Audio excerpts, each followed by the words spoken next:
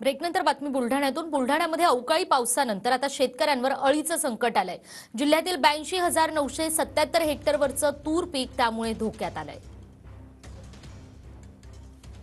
15 दिवसापूर्वी जो अवकाळी पाऊस झाला आणि गारपीट झाली त्यामुळे बुलढाणा जिल्ह्यातील शेतकऱ्यांच्या पिकाचं मोठं नुकसान झालंय। सध्या मी तूरच्या शेतामध्ये आहे।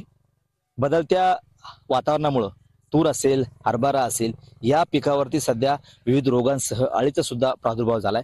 आपण बघू शकतो की तुरीला ज्या 15 दिवसापूर्वी ज्या शेंगा आल्या होत्या त्या अक्षरशः गळून पडल्यात, काही शेंगा ज्या आहेत त्या सुकल्यात। आता सध्या या तूरच्या पिकावरती अळीचा मोठा प्रादुर्भाव झालेला आहे आणि या अळीमुळे या शेंगा आहेत या शेंगा अक्षरशः अळी जी ती खाऊन टाकत आहे। एका एका झाडाला नाही विचार जरी केला तरी 15-20 शेंगा ज्या आहेत त्याच्यापेक्षा जास्त असतील। ह्या शेंगा अक्षरशः अळीने कुरतडलेल्या आहेत आणि काही शेंगा या जी धुकं पडलंय त्या धुक्यामुळे शेंगा ज्या आहेत त्या वाळून गेलेल्या आहेत। याच्यामध्ये दाणे सुद्धा नाहीत। अक्षरशः हे आपण बघू शकतो की हे जे शेंगा आहेत ना याच्यामध्ये काहीच दाणा राहिला नाही।